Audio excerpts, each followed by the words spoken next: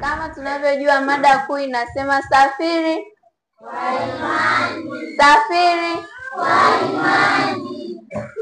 Basi somo la leo linasema msichana mdogo amwokoa jemedari Naamani. Basi tufunge macho tuombe. Baba wetu wa mbinguni, tunalitukuza jina lako kwa kuwa wewe ni Mungu. Wewe ni Mungu wa Ibrahim, Musa, Yoshua, Elia na wasafiri wengine wa imani waliomo katika Biblia. Tusamee maovu na mapungufu yetu pale tunaposhindwa kutembea kwa imani. Asante kwa kuturuhusu kusherehekea siku ya wavumbuzi ulimwenguni, tukiungana na wavumbuzi wote ulimwenguni. Uwe nasi Bwana tunaposafiri leo kwa imani, katika jina la Yesu, amina. Amen. Fungu kuu linatoka katika kitabu cha Wafalme wa Pili 5 fungu la 10. Nayo inasema, naye Elisha akampelekea ujumbe akisema, enenda ukaoge katika Yordani mara 7 na nyama ya mwili wako itakurudia, nawe utakuwa safi. Na napenda kuanza kwa kuwasalimia wavumbuzi. Habari wavumbuzi. Sabato hii tutasafiri kwa imani kuelekea katika mto Yordani. Kama tunavyojua mto Yordani umehusishwa na watu mbalimbali akiwepo mzee Ibrahim, baba wa imani, na pia Yoshua ambaye alikuwa akiwavusha wana wa Israeli kutoka Misri kwenda nchi ya ahadi. Wakati alipokuwa wanavuka wana wa Israeli, makuhani waliokuwa wamebeba sanduku la agano walipoyakanyaga yale maji, yalijitenga pande mbili na yakawa kama kichuguu, na pia wana wa Israeli walivuka na kafika salama. Mnasemaje? Amina. Je, unajua kuwa Yordani pia inahusishwa na msichana mdogo? Katika Biblia kuna msichana mdogo aliyemsaidia jemedari Naamani kupona ugonjwa uliokuwa ukimsumbua. Jemedari Naamani alikuwa ni mtu anayeheshimiwa, aliyekuwa ana cheo kikubwa sana, lakini kilichokuwa kikimsumbua ni ugonjwa wa ukoma. Msichana huyu mdogo alikuwa ni mateka kutoka Israeli, na msichana huyu alikuwa ni miongoni mwa wateka aliokuwa na imani. Ndipo jemedari Naamani alijichagulia mfungwa mmoja ambaye ndio alikuwa msichana mdogo, ili kwa ajili ya kumsaidia mke wake kazi za nyumbani, yani alikuwa akiwa kama mjakazi. Msichana huyu mdogo alikuwa ni mwenye imani, alikuwa akimtegemea Mungu, alikuwa anamwamini Mungu wa Elisha. Naomba unisomee kitabu cha Wafalme wa Pili 5 aya ya 3. Akamwambia bibi yake, laiti bwana wangu angekuwa pamoja na yule nabii aliyoko Samaria, maana angemponya ukoma wake.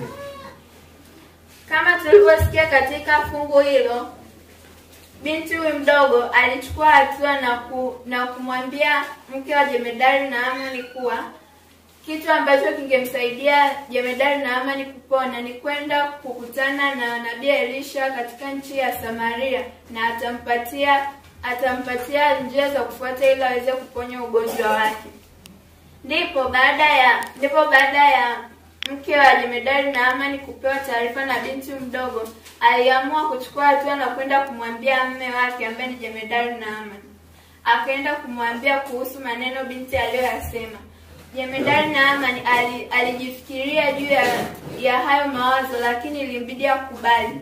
Ndipo alipomwambia mfalme wa Israeli kwamba anahitaji kwenda kukutana na nabii Elisha ili aweze kumsaidia kupata suluhisho la kuponya ugonjwa wake. Ndipo mfalme wa Israeli alikubali na kumwandikia barua itakayoweza kumwezesha aweze kufika kwa nabii Elisha. Alipompa barua, jemedari Naamani alipofika asubuhi na mapema, alijiandaa na kubeba zawadi nyingi ikiwemo talanta na fedha ili aweze kumpelekea nabii Elisha ili akaweze kumponya ugonjwa wake. Ndipo alipoamka asubuhi na mapema na kuondoka. Alipoondoka, alikwenda nchi ya Shamu. Alipofika, alitegemea kuwa nabii Elisha angemkaribisha ndani, lakini nabii Elisha hakufanya hivyo, bali alimwambia aende katika mto Yordani akajitose mara 7 na ngozi yake itakuwa kama ya mtoto mchanga. Ndipo Jemedari Naamani alijifikiria, lakini alikuwa akijifikiria, nisipofanya hivi aidha nitakufa na ugonjwa wangu, ni bora niende nipate maagizo ya nabii huyu, maana ni nabii wa Mungu, labda mawazo yake yataweza kunisaidia mimi nikapona. Ndipo akaenda akajitosa akafika katika mto wa Jordan, na mto ule ulikuwa ni maji machafu yasingefaa. Ingekuwa wewe ungekubali katika maji machafu ili upone? Ungekubali? Ndio. Basi Jemedari Naamani alichukua hatua na alikwenda kujitosa. Alijitosa mara ya kwanza, ya pili, ya tatu, ya 4 hadi ya 7. Alipotoka mara ya 7 alitoka akiwa mzima na ngozi yake ilirudi kuwa kama ya mtoto mchanga kama alivyoambiwa. Tangu atokea hiyo siku Jemedari Naamani alijua kuwa hakuna Mungu duniani mote isipokuwa Mungu wa Israeli. Ndipo alipokwenda kumpelekea zawadi, alipompelekea nabii Elisha zawadi. Nabii Elisha hakuzikubali kwa sababu alikuwa ni mtumishi wa Mungu. Watumishi wa Mungu hawahitaji fedha zozote, wanachohitaji ni kuwaongoa watu kutoka dhambini na kuwaponya magonjwa yanayowasumbua. Mnasemaje? Amina. Basi Jemedari Naamani alikuwa akienda nyumbani huku akiimba, Mungu ni mwema kwangu, Mungu ni mwema kwangu, hakuna Mungu kama yeye. Wewe pia huwa unamsifia Mungu wako aliyekupa uhai hadi leo? Unatangaza habari zake kwa watu wasiomjua? Basi tunaona umuhimu wa binti ule mdogo ambaye alikuwa ni mateka, japokuwa kwa imani yake ndio iliyomsaidia Jemedari Naamani kupona. Na binti huyu alikuwa ni binti mdogo, lakini alikuwa na imani kubwa ambayo ilimsaidia mtu mwingine kupona. Unaposafiri kwa imani katika ulimwengu kuelekea Kanaani ya mbinguni, maisha katika dunia hii sio rahisi, lakini kumbuka yeye usafiri na wewe. Msikilize Yesu, punde utakutana naye juu mbinguni. Unasemaje?